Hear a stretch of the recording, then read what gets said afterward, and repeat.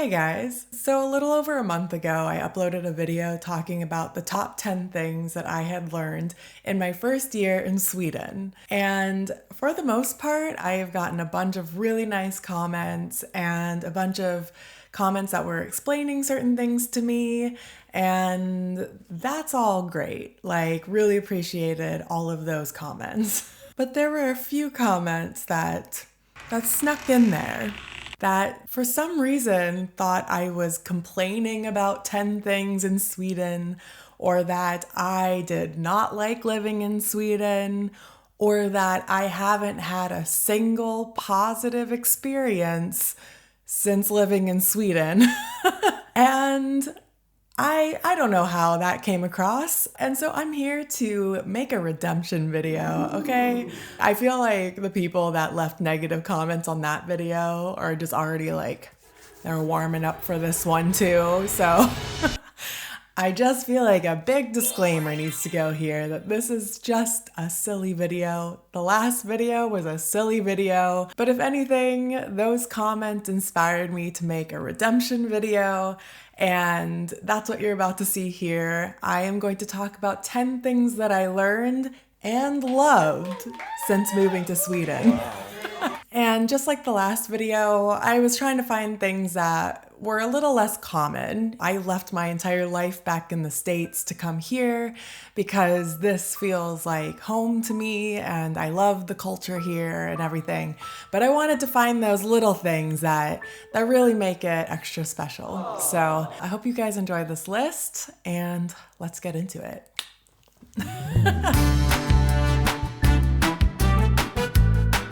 So the first thing on my list is BankID. For those who are outside of Sweden, this is essentially like an app that you can use to verify your identity. I was completely new to BankID, and since having one, it's made things so much easier, and I really do feel like things are more secure because of it. Some things that you use BankID for would be to like log into your bank account, either on your phone or on the computer.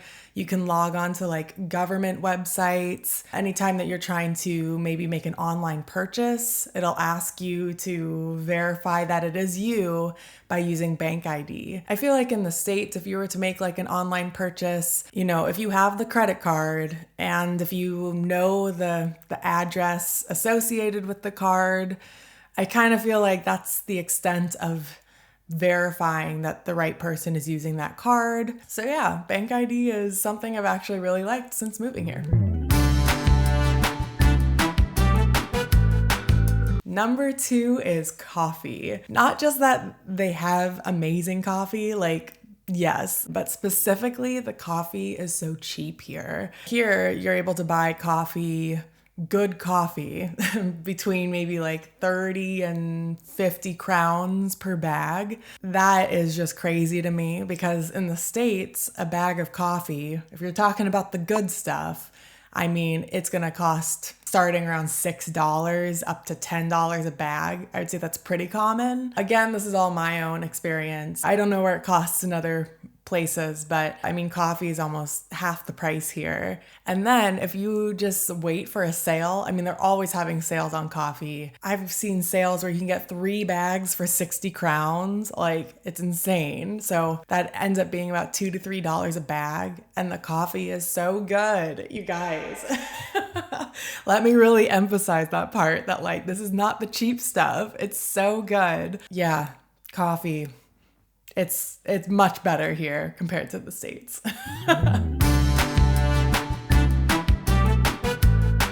The prices include taxes, and it's amazing. There's no surprises about the total at the end, and I just don't know why the States doesn't do this. And I know this is, I think, common in other parts of Europe as well, but in the States, some things don't have tax added afterwards and some things do.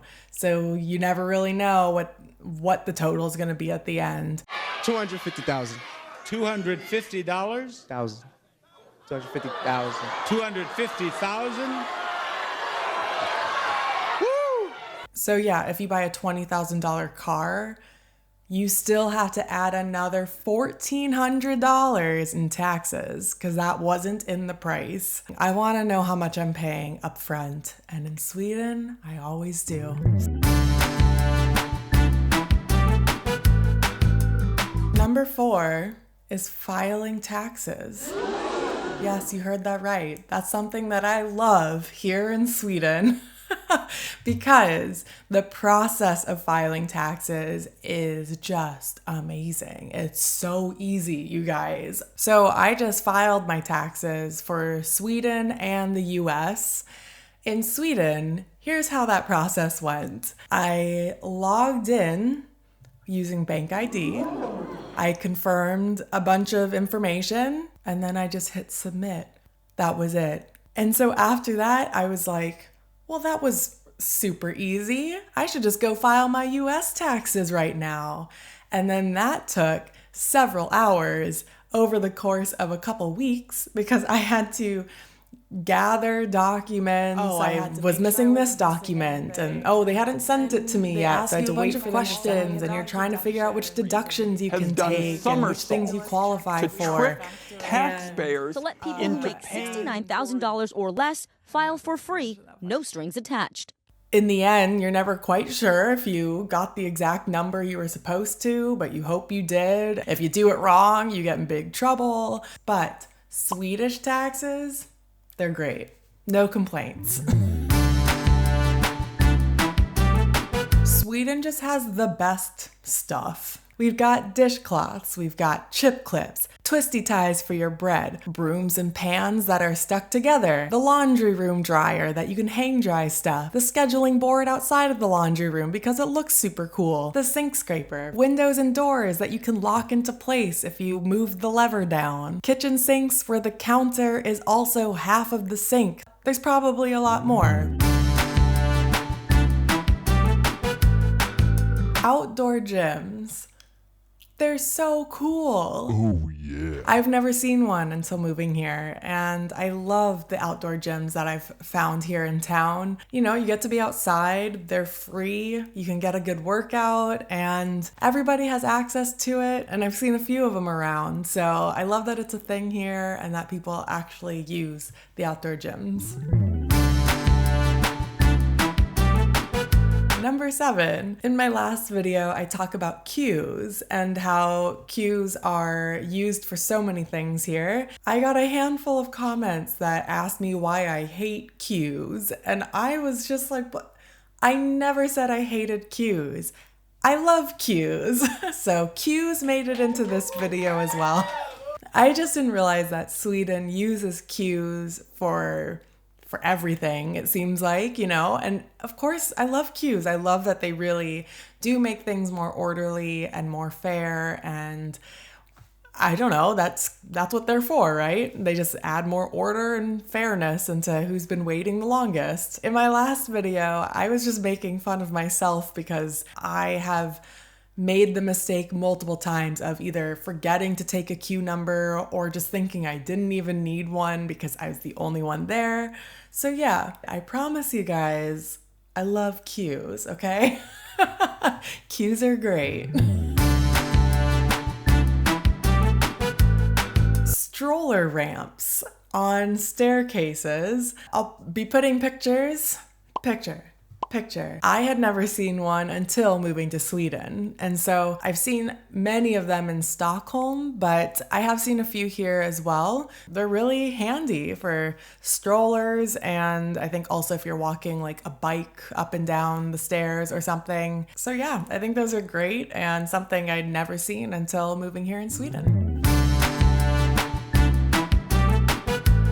So last year I went berry picking for the first time and it was so fun. There are just so many different types of berries that grow here, like just out in the wild. What I realized from berry picking was that the blueberries are really fun to pick because you'd have like a little scoop thing. If you just kind of combed your way through the bushes, all the berries would separate and then fall down into the little canister thing. Did I help explain it with this? I love raspberries the most in terms of flavor, but picking raspberries was kind of a nightmare because I saw so many maggots. You guys, it was disgusting and very unfortunate. Can't blame the maggots. Raspberries are delicious, but yeah, did not have a lot of fun trying to pick raspberries. So hopefully I'll have some better luck this year. I think I was trying to pick the raspberries a little too late into the summer. Är det bärtider nu? Ja, men det är det. Men det är slutet av säsongen. Okay. And so maybe if I can pick some earlier, the maggots won't get to them first. We're talking about maggots in this video. Woo! I still don't like shoehorns.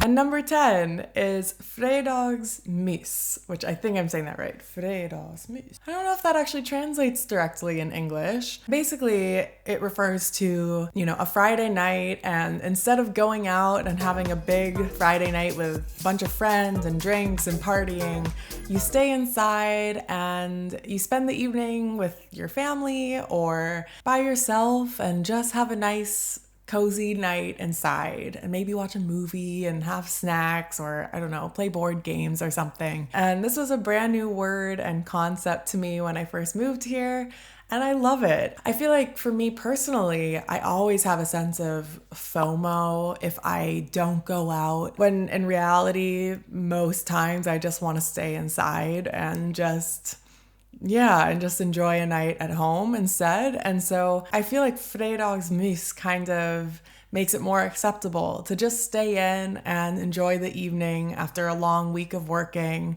And who knew that years before moving here, I think I was always doing Fredagsmys. Okay, well, that was my redemption list. It's always hard to narrow down 10 because there's so many more that could be in the list. But, I try to pick ones that are maybe a little less common or something that I've noticed personally, that even if it's the smallest thing, like the little plastic pieces that you guys wrap around the bags of bread. Like, I swear, if you guys have ever tried to use one of these, then you'll understand how much better it is to use the ones that you guys have here, where you just fold it. You just fold the plastic over and it's sealed. It's so much better. So I hope you guys like this video. Always appreciate if you could like, comment, subscribe, and I think that's it. I will see you guys very soon in the next video. Hej då! Undrar om det är gått i skogen också. Marcus Noterius som är där och ska plocka bär. Funkar det? Ja, det funkar väl hyfsat. Jag har 1, 2, 3, 8 blåbär har jag hittat hittills. Så går det för dig, Helena? Ja, hör du, det är ungefär likadant här. Okej.